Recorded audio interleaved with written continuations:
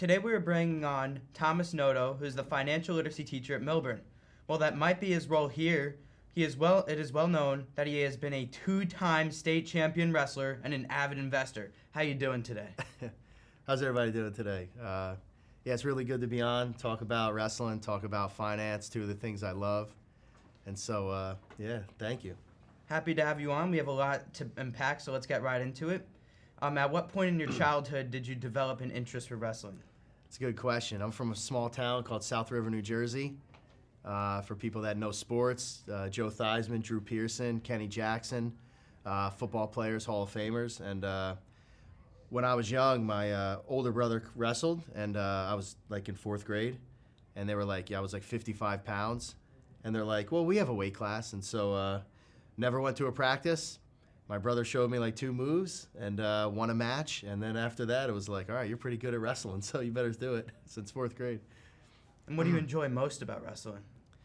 If the NCAAs were last week, and I wrestled in that tournament 3 times, the thing is, it's hard. And a lot of training goes into a career. So you have years and years of training for, a few minutes on the mat. And so a lot of kids don't want to put in that kind of work. And for me, because you're good at it, you're going through middle school, you're going through high school, it was like, hey, this is something that you really need to separate yourself by your training and stuff. So that's what I liked about it. And so, because you did a lot of competitions, we want to show the viewers like one of your competitions. So we have a video up here of Mr. Noto in a championship.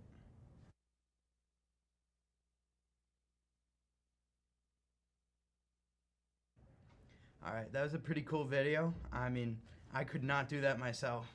Yeah, that was, I think it was me winning the first state title of 2 of them.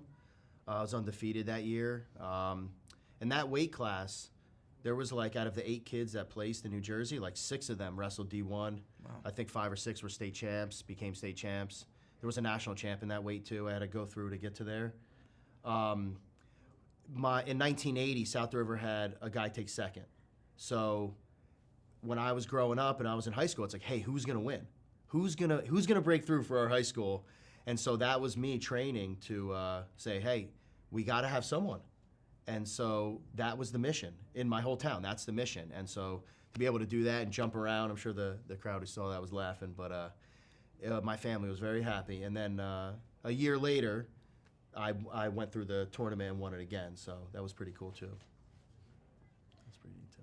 All right, and speaking about your high school career, how was the transition from high school wrestling to D1, and what changes did you notice? Well, my college coach coaches the Buckeyes right now. I went to Hofstra, and back then he was just starting out as a coach. He wrestled for Dan Gable. He was a national finalist, and so I wrestled under him. And our team was a lot of Jersey kids, New York kids. The transitioning is harder work. It's a life dedication. High school was like that for me, but college is, you're at a level that you're fighting men. Like the guy above me in my weight class, he was an All-American, and I'm a true freshman. And, he's beating me up and almost every day in practice, and a lot of kids quit.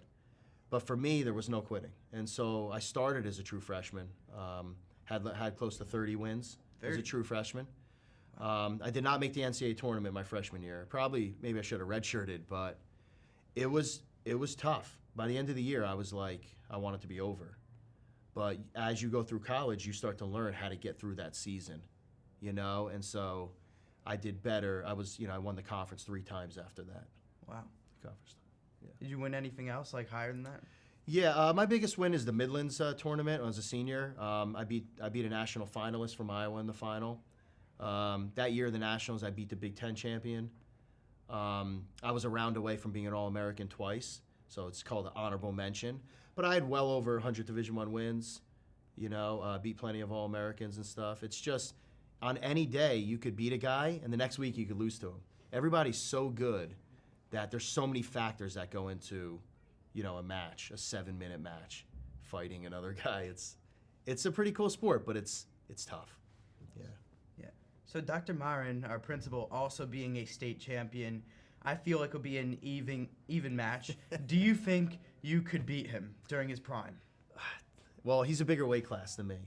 Dr. Myron, from what I hear, I meet people outside of, just in general life. Go, I know Dr. Myron, and he was a very strong guy. Someone told me, and that Dr. Myron at 150 pounds could almost bench 400. So, when it comes to strength, we're going to go with Dr. Myron. When it comes to scoring points, you're going to go with me. All right. So, being a financial literacy teacher, it's not obvious to me how wrestling really correlates with investments. What lessons have you applied to your investment career, if any? I would say some things that I've learned is discipline. If you're just trying to follow the crowd, whether it's the NVIDIAs of the day or Tesla or whatever, sometimes if you try to follow the crowd, you put money towards it, and you're like, oh, that didn't work out so well. So I think in wrestling, there's a lot of discipline. You don't do foolish things when you're out there.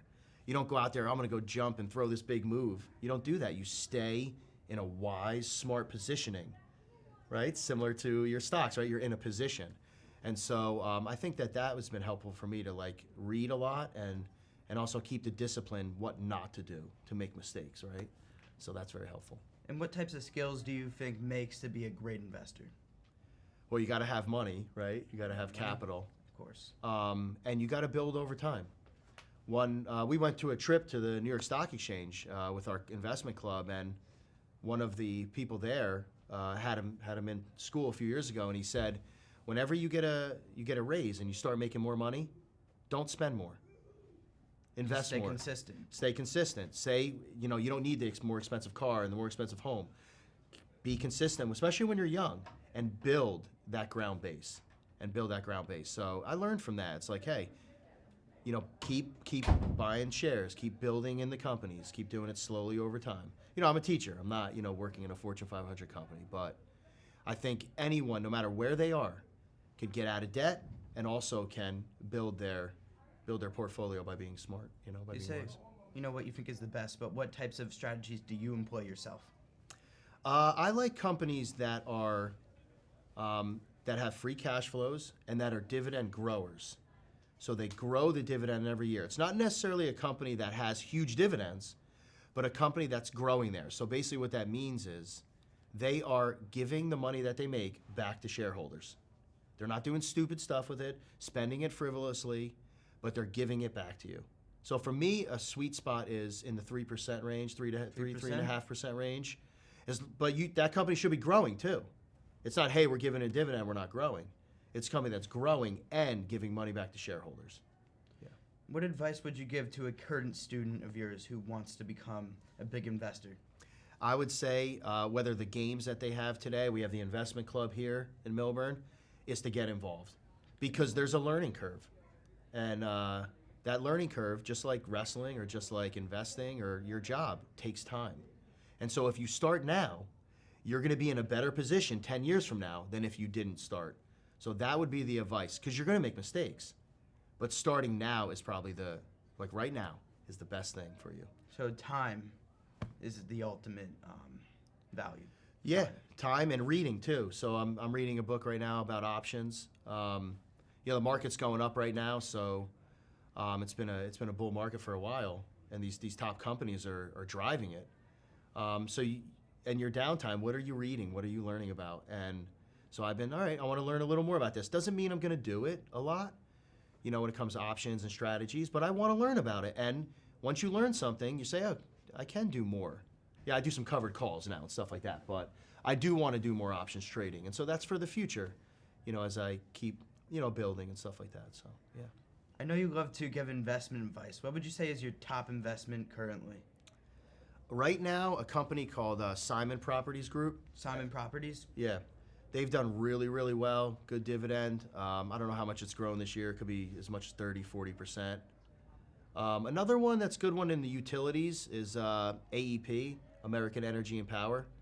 That's, I think, 7% right now, grown on the year or so, but it's just slowly growing, solid company. I think, like Warren Buffett said, investing should be boring. It's not the excitement. It's growing over time. And with the dividend growers, they're paying you to have your money there. So they're actually paying you. It's like you're getting that income every month. And so that is you're growing when that happens. I like that. You say you're interested in Simon Properties, but I mean, it has been a trend that malls are dying. Are you worried that they're invested in a ton of malls? Well, just like anything else, if that is what's happening, a good company is going to shift. And plus, when do you get out of a trade? So if they've done really good, when's the time to take that money on and move it somewhere else? So that's something to think about when a company does that well. So that's something I've thought about with them, yeah. All right, thank you. That's all of our questions. I had a great time bringing you on. All right, it's been great to be here. Thanks for watching the wrestling, and be a champion. Make sure to subscribe for more content. We're about to start our business leadership series, and we're going to bring on business leaders in different industries to teach about their experience. So stay tuned for that.